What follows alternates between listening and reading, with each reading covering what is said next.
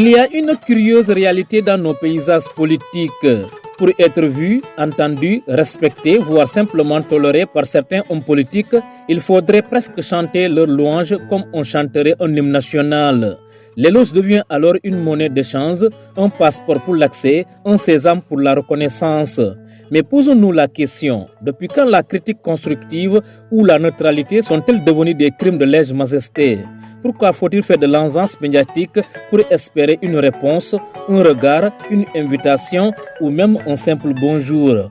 Dans cette logique biaisée, on ne te considère que si tu applaudis, on ne t'écoute que si tu adules, tu n'existes politiquement que si tu glorifies.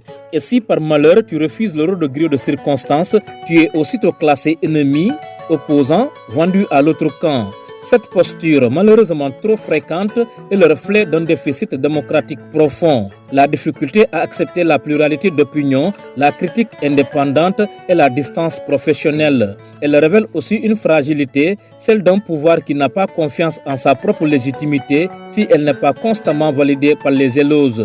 Et pourtant, ce dont nos politiques ont le plus besoin, ce n'est pas d'une cour de flatteurs, mais d'esprit libre, capable de dire ce qui va, mais surtout ce qui ne va pas. Un journaliste, un citoyen, un intellectuel ou un militant n'a pas vocation à chanter, mais à questionner, analyser, interpeller. La vraie grandeur d'un homme politique ne se mesure pas au nombre de louanges qu'il reçoit, mais à sa capacité à écouter les critiques et à s'en nourrir pour progresser. Il est temps que certains comprennent qu'on peut être critiqué sans être hostile, qu'on peut être indépendant sans être ennemi, et qu'on peut ne pas faire éloge tout en étant le camp du peuple.